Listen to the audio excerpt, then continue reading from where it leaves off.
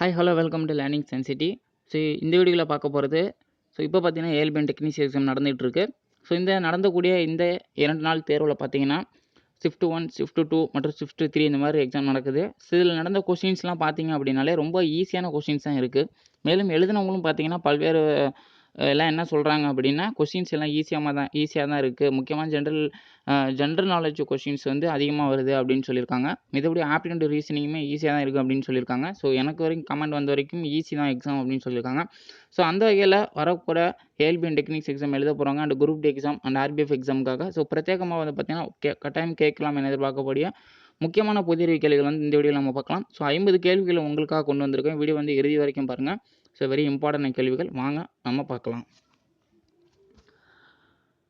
முதல் கேள்வி, சூரியன் ஆற்றலுக்காக ஆதாரம் என்னன்னு கேட்டிருக்காங்க. சூரிய ஆற்றலுக்கான ஆதாரம் அணுக்கரு இணைவு. அடுத்த கேள்வி, அடுத்து மறக்க முடியாத இலக்கிய பாத்திரத்தை சுவாமி உருவாக்கியவர் யாருன்னா முல்க் ராஜ் ஆனந்த். மறக்க முடியாத இலக்கிய பாத்திரத்தை சுவாமி உருவாக்கியவர் யாருன்னா ஆன்சர் முல்க் ராஜ் ஆனந்த். அடுத்து 4வது கேள்வி, பின்வரும் நகரங்களில் எது மேற்கு லின் கிடைக்கும் அமைந்துள்ளது. பின்வரும் நகரங்களில் மேற்கு திசையில் அமைந்துள்ளதுன்னா நாக்பூர். அடுத்து 5வது கேள்வி, சூப்பர் சோனிக் ஜெட் மெல்லும் மூலம் மாசு ஏற்படுகிறதுனா எந்த அடுக்குன்னா 0, அதாவது O3 அடுக்கு மூலம் மாசு ஏற்படுகிறது. அடுத்த கேள்வி, ரிசர்வ் வங்கியின் அடையாளத்தின் மீது உள்ள விலங்கு என்னன்னா ஆன்சர் சிங்கம். ரிசர்வ் வங்கியின் அடையாளத்தில் மீது அமைந்துள்ள விலங்கு என்ன சின்னம் அப்படின்னா சிங்கம். அடுத்து 7வது கேள்வி, இந்தியாவில் எந்த பகுதி இந்துஸ்தான் திபெத் சாலை எல்லையுடன் தொடர்புடையது அப்படின்னா காஷ்மீர் பள்ளத்தாக்கு. இந்தியாவின் எந்த பகுதி இந்துஸ்தான் திபெத் சாலை எல்லையுடன் தொடர்புடையதுன்னு ஆன்சர் காஷ்மீர் பள்ளத்தாக்கு. அடுத்தது 8வது கேள்வி, ஜம்மு மற்றும் காஷ்மீரில் 2002 செப்டம்பர் முதல் அக்டோபர் மாதம் வரை நடைபெற்ற பொது தேர்தல் சட்டமன்ற தொகுதிகளில் மிக அதிக எண்ணிக்கையில் பெற்ற அரசியல் குழுக்கள் எதுன்னா மக்கள் ஜனநாயக முன்னணி. ஓகேங்களா. ஜம்மு மற்றும் காஷ்மீரில் 2002 செப்டம்பர் முதல் அக்டோபர் மாதம் நடைபெற்ற பொது தேர்தல் சட்டமன்ற தொகுதிகளில் மிக அதிகமான எண்ணிக்கையிலிருந்து பெற்ற அரசியல் குழுக்கள் எதுனா மக்கள் ஜனநாயக முன்னணி. அடுத்து 9வது கேள்வி, சூரிய மண்டலத்தில் வெப்பமான கிரகம் எதுனா ஆன்சர் சனி. சூரிய மண்டலத்தில் வெப்பமான கிரகம் எதுனா ஆன்சர் சனி. 10வது கேள்வி, இது ஒரு உறுப்பு மனித உடலில் மிகவும் ஏராளமாக உள்ளது எதுனா கார்பன். இது ஒரு உறுப்பு மனித உடலில் அதிகமாக காணப்படக்கூடியது கார்பன். அடுத்து 11வது கேள்வி பார்க்கலாம். விண்வெளியில் முதல் இந்தியராக இருந்தவர் யார்? அவருடைய ராக்கெட்டின் பெயர் என்ன அப்படின்னு கேட்டிருக்காங்க. ஆன்சர் ராகேஷ் சர்மா. கோல் ராக்கெட் நேம் பார்த்தீங்கன்னா சோயாஸ் T11. ஓகேங்களா. விண்வெளியில் முதல் இந்தியராக இருந்தவர் யார்? அவருடைய ராக்கெட் பெயர் என்னன்னு கேட்டிருக்காங்க. ராகேஷ் சர்மா அண்ட் அவருடைய ராக்கெட் பேர் பார்த்தீங்கன்னா சோயாஸ் D11. ஓகேங்களா. அடுத்து 12வது கேள்வி பார்க்கலாம். கியோட்டோ எங்கே உள்ளது அப்படின்னா ஆன்சர் ஜப்பான். கியோட்டோ எங்கே உள்ளதுன்னா ஆன்சர் ஜப்பான். 13வது கேள்வி, இந்தியாவின் இளைய செஸ் மாஸ்டர் யாருன்னு கேட்டிருக்காங்க. ஃபர்மீர்ஜன் நேகி. இந்தியாவின் இளைய செஸ் மாஸ்டர் யாருன்னா ஃபர்மீர்ஜன் நேகி. அடுத்து 14வது கேள்வி, எந்த உறுப்பு அணி எண் 3 கேட்டிருக்காங்க. எந்த உறுப்பு அணி எண் 3 அப்படின்னா ஆன்சர் லித்தியம். 15வது கேள்வி, லோக்சபாவில் முதல் பேச்சாளர் யாருன்னு கணேஷ் மாலுங்கர். லோக்சபாவின் முதல் பேச்சாளர் யாருன்னா கணேஷ் மாலுங்கர். 16வது கேள்வி, விண்வெளியில் முதல் விலங்கு யாருன்னா லெய்காத்திய நாய். 17வது கேள்வி, பாலகங்காதர திலகர் பத்திரிகை அழைக்கப்பட்டது கேசரி. பாலகங்காதர் திலகர் பத்திரிகை அழைக்கப்பட்டது கேசரி. 18வது கேள்வி, ஸ்வராஜ் கட்சியின் நிறுவனர் யாருன்னு கேட்டிருக்காங்க. ஸ்வராஜ் கட்சியின் நிறுவனர் யாருன்னா சித்தரஞ்சன் தாஸ், அப்புறம் மோதிலால் நேரு, அப்புறம் நரசிம்மா ஹல்கர். சித்தரஞ்சன் தாஸ், மோதிலால் நேரு, அப்புறம் நரசிம்மா ஹல்கர். அடுத்து 19வது கேள்வி, கதகளி எந்த மாநிலத்தின் நடனம் ஆடுகிறது அப்படின்னா கேரளா. கதகளி எந்த மாநிலத்தின் நடனம் ஆடுகிறதுனா கேரளா. அடுத்து 20வது கேள்வி, குச்சிப்புடி எந்த மாநிலத்தின் நடனம் ஆடுகிறது அப்படின்னா ஆந்திர பிரதேசம். ஆன்சர் ஆந்திர பிரதேசம்.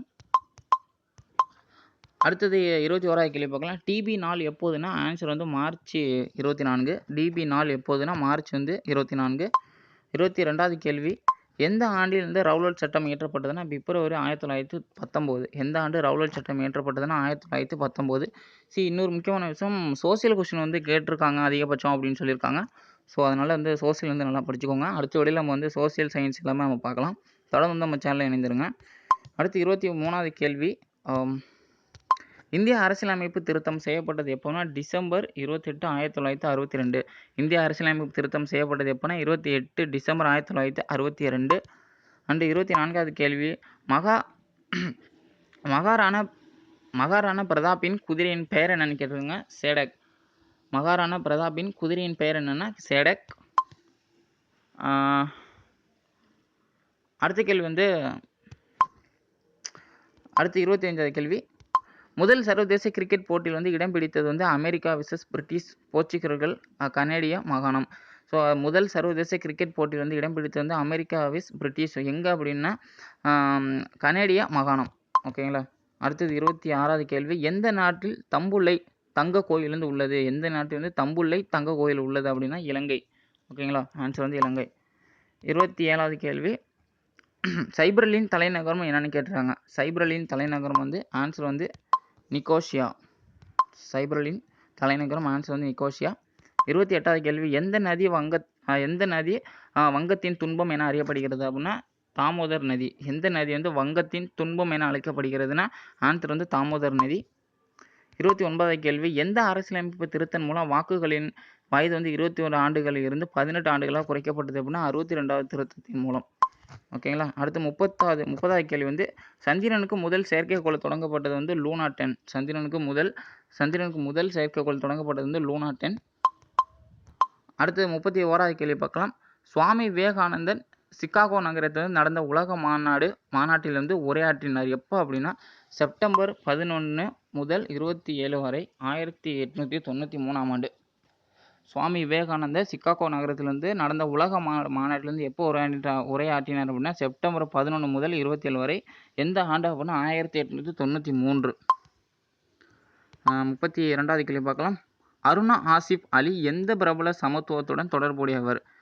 அருணா ஆசிஃப் அலி எந்த பிரபல சமத்துவத்துடன் தொடர்புடையவர்னா ஆன்சர் குவாட் இந்தியா இயக்கத்தின் போது மும்பை குவாலியானா டேங்க் மைதானத்தில் இந்திய தேசிய காங்கிரஸின் கொடி புகழ்பெற்று சிறந்தது. ஸோ அப்போ தான் ஆசிஃப் அலி பிரபலம் சமத்துவம் தொடர்புடையவர் அப்படின்னா குவாட் இந்தியா, அதாவது குவாட் இந்தியா இயக்கத்தின் போது மும்பை குவாலியானா டேங்க் மைதானத்தில் இந்திய தேசிய காங்கிரஸின் கொடி புகழ்பெற்று சிறந்தது. ஓகேங்களா. அடுத்து 33வது கேள்வி பார்க்கலாம். பாகிஸ்தானில் உள்ள தார் பாலைவன பகுதியின் பெயர் என்னன்னு கேட்டிருக்காங்க. பாகிஸ்தானில் உள்ள தார் பாலைவனத்தின் பகுதியின் பெயர் என்ன அப்படின்னா கிழக்கு பாகிஸ்தான், அதாவது பஞ்சாப் மற்றும் சிந்து மாகாணங்கள். கிழக்கு பாகிஸ்தான் அப்படின்னு சொல்லக்கூடிய பஞ்சாப் மற்றும் சிந்து மாகாணங்கள். 34வது கேள்வி பார்க்கலாம். மிருனினி சராபாயுடன் தொடர்புடையது இந்திய கிளாசிக்கல் டான்ஸ். அதாவது மிருனினி சராபாயுடன் தொடர்புடையது இந்திய கிளாசிக் டான்ஸ். ஸோ இன்னொரு முக்கியமான விஷயம் என்னென்னா திரைப்பட உலக சம்மந்தப்பட்ட கேள்விகளும் கேட்குறாங்க. ஸோ டெக்னாலஜி அண்டு திரையுலக சம்மந்தப்பட்ட ஏதாவது ஒரு பாகுபலி படத்தோட ப்ரொடியூசர் யாருன்னு கூட கேட்டிருக்காங்க. ஸோ முந்தா நாள் நடந்த எக்ஸாமில், நேற்று நடந்த எக்ஸாமில் கேட்டிருக்காங்க. சரிங்களா. ஸோ பார்த்துக்கோங்க, திரையுலக சம்மந்தப்பட்ட கேள்விகளையும் கேட்குறாங்க. ஸோ கவனமாக இருங்க. அடுத்து 35வது கேள்வி பார்க்கலாம். கோனார் கோவில் யாரால் உருவாக்கப்பட்டது அப்படின்னா ஆன்சர் கிழக்கு கங்கா வம்சத்தின் நரசிம்ம தேவ ஐயா. ஆன்சர் கிழக்கு கங்கா வம்சத்தின் நரசிம்ம தேவ ஐயா. என்ன அப்படின்னு கேட்டிங்கன்னா கோனாக்கார் கோவில் யாரால் உருவாக்கப்பட்டதுன்னா கிழக்கு கங்கா வம்சத்தின் நரசிம்ம தேவர் ஐயாவில் உருவாக்கப்பட்டுச்சு. அடுத்து 36வது கேள்வி பார்க்கலாம். சிறிய கண்டத்தின் பெயரே உள்ளது ஆன்சர் ஆஸ்திரேலியா. சிறிய கண்டத்தின் பெயரே உள்ளது ஆன்சர் ஆஸ்திரேலியா. அடுத்து 37வது கேள்வி, முதல் செயற்கைக்கோள் ஆரியப்பட்ரா. ஸோ தெரிஞ்ச கேள்வி தான் உங்களுக்கு. அடுத்தது 38வது கேள்வி, மராத்தியர்கள் மற்றும் ஆப்கானிய ஆட்சியாளர்கள் அகமது ஷா அப்துல் அலி ஆகியோருக்கு இடையே 3வது பானிபட் போர் நடைபெற்றது எப்போ அப்படின்னு கேட்டிருக்காங்க. ஸோ இது ஆன்சர் விசாரிச்சு போல். ஓகே. அடுத்த கேள்வி பார்க்கலாம். 39வது கேள்வி டிஆர்டிஓ எந்த ஆண்டு நிறுவப்பட்டுச்சுன்னா ஆன்சர் 1958. ஸோ டிஆர்டிஓ அப்படின்றது ஒரு நிறுவனம். ஸோ அதுலேருந்து இப்போ வேலைவாய்ப்பு கூட அறிவிச்சிட்டாங்க. டிஆர்டிஓ அப்படின்ற அதுக்கு நம்ம ஜாப் நோட்டிஃபிகேஷன் கூட போட்டிருக்கோம். ஸோ மல்டி டாஸ்கிங் ஸ்டாஃப்கான வேலைவாய்ப்பு கூட அப்ளை பண்ணியிருந்தோம். ஸோ அந்த நிறுவனத்தை அந்த ஆண்டு நிறுவனம் எப்போ நிறுவப்பட்டுச்சுன்னா 1958. அண்டு 40வது கேள்வி, இந்திய நீளமான கால்வாய் இந்திரா காந்தி கால்வாய். இந்தியாவில் நீளமான கால்வாய் எதுனா இந்திரா காந்தி கால்வாய். அடுத்து 41வது கேள்வி, ரயில்வே ஸ்டெப் கல்லூரி அமைந்துள்ளது எங்கே அப்படின்னா வதோதராவில் அமைந்திருக்கு. ரயில்வே ஸ்டாஃப் கல்லூரி எங்கே அமைந்திருக்குன்னா வதோதராவில் அமைந்திருக்கு. அடுத்து 42வது கேள்வி பார்த்தீங்கன்னா, வாஸ்கோ டிகாமா இந்தியாவுக்கு எப்போது வந்தார் அப்படின்னா மே 20, 1998. வாஸ்கோ டிகாமா வந்து இந்தியாவுக்கு வந்து எப்போ வந்தார் அப்படின்னா மே 20, 1498. ஓகேங்களா. அடுத்து வந்து 43வது கேள்வி, குச்சிப்புடி எந்த மாநிலத்திற்கு சொந்தமானதுன்னா ஆந்திர பிரதேசம். குச்சிப்புடி எந்த மாநிலத்துக்கு சொந்தமானதுன்னா ஆன்சர் வந்து ஆந்திர பிரதேசம். அடுத்து 44வது கேள்வி பார்க்கலாம். சிதார் மற்றும் தபாலாவை யார் கண்டுபிடித்தது அப்படின்னா அமீர் குஸ்ரோ. சிதார் மற்றும் தபாலாவை வந்து யார் கண்டுபிடிச்சது அப்படின்னா அமீர் குஸ்ரோ. அண்ட் 45வது கேள்வி பார்க்கலாம். எந்த நிறத்தில் சிவப்பு மற்றும் ஊதா நிறங்களை தாவரங்களில் ஏற்படுத்துகிறது அப்படின்னா எந்த நிறத்தில் வந்து சிவப்பு மற்றும் ஊதா நிறங்களை தாவரங்களில் ஏற்படுத்துகிறது அப்படின்னா அந்தோசியான்சின் அப்படின்ற இதை வந்து ஏற்படுத்துது. அடுத்தது 46வது கேள்வி பார்க்கலாம். டைனமைட் புரோட்டான் மற்றும் எலக்ட்ரான் முறையை வந்து யார் கண்டுபிடித்தது அப்படின்னு கேட்டாங்க. அதாவது டைனமைட் புரோட்டான் மற்றும் எலக்ட்ரான் முறையை யார் கண்டுபிடிச்சது அப்படின்னா வந்து ஃபராடே, அப்புறம் நோபல், ரூதர்ஃபோர்ட், தாம்சன், இவங்க 4 பேர் வந்து கண்டுபிடிச்சிருக்காங்க. அண்ட் 47வது கேள்வி பார்க்கலாம். இந்திய சர்வதேச அறிவியல் திருவிழா நடந்தது எப்போன்னா ஐஐடி டெல்லியில் வந்து நடந்திருக்கு. ஸோ ஐஐடி டெல்லியில் வந்து நடந்திருக்கு. 48வது கேள்வி பார்க்கலாம். ட்ரம்மிங் பிக் அப்படிங்கிறது மை ஐர்னி டு கெட் இந்தியா அப்படின்ற புக்கை வந்து எழுதியவர் யாருன்னு வந்து சாம் பெரோடா. மை ஐர்னி டி கெட் இந்தியா அப்படின்ற புக்கை வந்து யார் எழுதியிருக்கா அப்படின்னா சாம் பெட்ரோடா அவர் வந்து எழுதியிருக்காரு. அடுத்து 49வது கேள்வி, ஜெனரல் டியர் படுகொலை செய்யப்பட்டவர் யாருன்னு வந்து உத்தம் சிங். ஜெனரல் டியர் படுகொலை செய்யப்பட்டவர் யாருன்னா உத்தம் சிங். அண்டு 50வது கேள்வி, எண்ணெய் கசிந்தவை வந்து சுத்தம் செய்ய எண்ணெய் குழாயை கண்டுபிடித்த நிறுவனம் அமைப்பு எதுனா TERI. ஓகேங்களா. ஓகே ஃப்ரெண்ட்ஸ், இந்த 50 கேள்வி உங்களுக்கு ரொம்ப உபயோகரமாக இருக்கும் அப்படின்னு நினைக்கிறேன். ஸோ இந்த மெட்டீரியல் உங்களுக்கு வேணும்னு நினச்சி இந்த 50 கொஸ்டின் இந்த வீடியோக்குள்ள டிஸ்கிரிப்ஷன் லிங்க் கொடுத்துருங்க. அதை கிளிக் பண்ணி இந்த மெட்டீரியல் எல்லாத்தையுமே நீங்கள் டவுன்லோட் பண்ணிக்கலாம். மேலும் வந்து அடுத்தடுத்த வீடியோவில் வந்து நம்ம இன்னும் வந்து ஜெனரல் நாலேஜ் இல்லாமல் இன்னும் இந்த ரயில்வே பற்றின பொது கேள்விகள் மற்றும் physics questions and economic, political, இந்த மாதிரி பல விதமான கொஸ்டின்ஸ் வந்து நம்ம தொடர்ந்து அப்லோட் பண்ணலாம். தொடர்ந்து நம்ம சேனலை ஃபாலோ பண்ணுங்கள். உங்கள் ஃப்ரெண்ட்ஸுக்கு இது வந்து ஷேர் பண்ணுங்கள். மறக்காம நம்ம சேனலை சப்ஸ்கிரைப் பண்ணிக்கோங்க. மீண்டும் ஒரு பதிலாக சந்திக்கலாம். நன்றி.